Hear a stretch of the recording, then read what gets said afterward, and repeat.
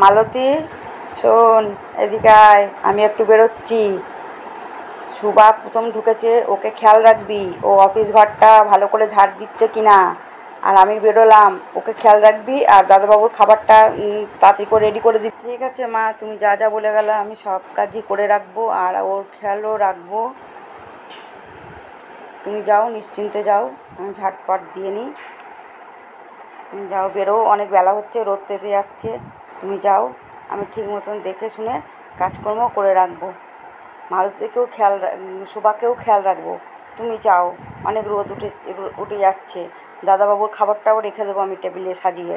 তুমি যাও, তাড়াতাড়ি তাড়াতাড়ি ফিরো, কত রোদ বাইরে, সকাল সকাল। দেখি তো সুভা ম্যাডাম কি করছে দরজার ফাঁক দিয়ে। কোনো সারা শব্দ নাই, কাজ করলে তো শব্দ হবে। দেখি তো, কেউ নেই বাবা চারিদিকে। আমি এই ফাঁকে মোবাইলে কাজটা সেরে নিই। চলো,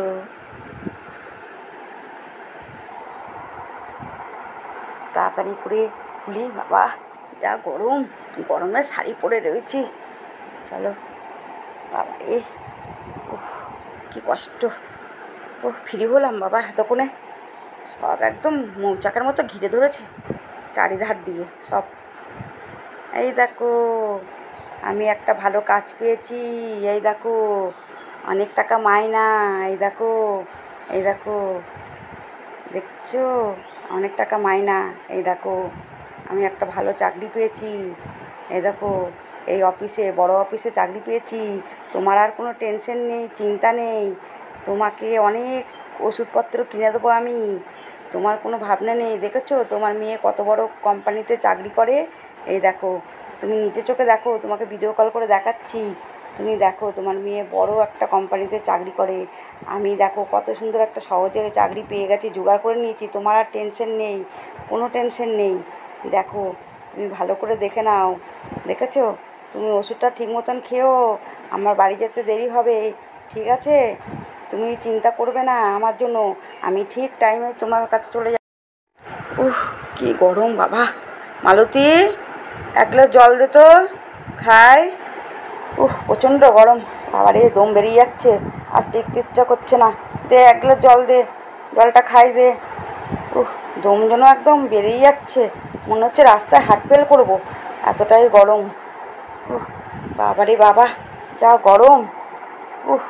তোর কথা এখন শুনতে চাই না, পরে বলবি কি বলছিস।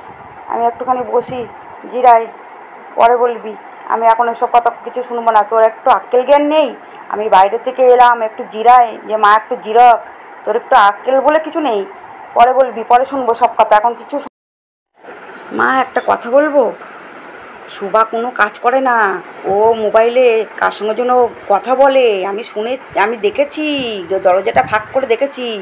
তুমি যদি বলো আমি ওকে ডেকে নিয়ে আসবো, খুব ফাঁকিবাজ মেয়ে। চলো, আমি ডেকে নিয়ে আসছি। দেখো, তুমি ওকে সব প্রশ্ন করো, জিজ্ঞেস করো কার সঙ্গে মোবাইলে কথা। বলো, তুমি কার সঙ্গে কথা বলছিলে? বলো, সত্যি কথা বলবে। মোবাইলে কার সাথে কথা বলছিলে সত্যি করে বলবে। ম্যাডাম বিশ্বাস করুন, আমি মোবাইলে আমার মার সাথে ভিডিও কল করে দেখাচ্ছি। আমার মার প্রচণ্ড শরীর খারাপ, মা অসুস্থ, তাই আমি কাজটা করতে এসেছি। মাকে মিছু করে বলেছি আমি অফিসে চাকরি করি, তাই মাকে এই ড্রেসটা দেখাই। মা তাহলে খুশি হবে, মা তাহলে আমাকে কাজ করতে দেবে না, নিচু কাজ কোনো করতেই দেবে না, ঝাটপাট দিয়ে লোকের বাড়ি কাজ করতে দেবেই না। তার জন্যই ম্যাডাম আমি এসেছি। আমার মাকে দেখার মতো কেউ নেই ম্যাডাম, আপনি আমাকে তাড়িয়ে দেবেন না, আপনার পায়ে পড়ি ম্যাডাম। আমার মা না খেয়ে মরে যাবে, মার ওষুধপত্র কিছু কিনতে পারবো না ম্যাডাম, সত্যি করে বলছি ম্যাডাম, আমাকে তাড়াবেন না ম্যাডাম, আমি আপনার পায়ে পড়ি, আপনি আমাকে তাড়াবেন না, আপনার পায়ে পড়ি ম্যাডাম। আমার মা অসুস্থ, আমাকে তাড়িয়ে দেবেন না, আমার মা না খেতে পেয়ে মরে যাবে, ওষুধও পাবে না, আমাকে তাড়াবেন না ম্যাডাম, আমি আপনার। বেশ ঠিক আছে, ঠিক আছে, অত কান্না করতে হবে না। মানুষ অসুবিধা পড়েছে বলেই এরকম মিথ্যে কথা বলেছে। ওর খুব অভাব, ওর মা অসুস্থ, তাই আমি মেনে নিলাম। ওর এই মায়ের জন্য এর কথাটা, মিথ্যে কথাটা বলতে হলো। তাই অভাবে পড়ে ও মিথ্যে কথা বলছে, ও স্বভাবে পড়ে বলছে না।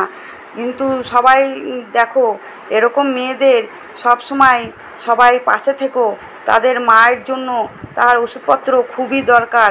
আর আমার ভিডিওটা বেশি বড় করলাম না, এখানে শেষ।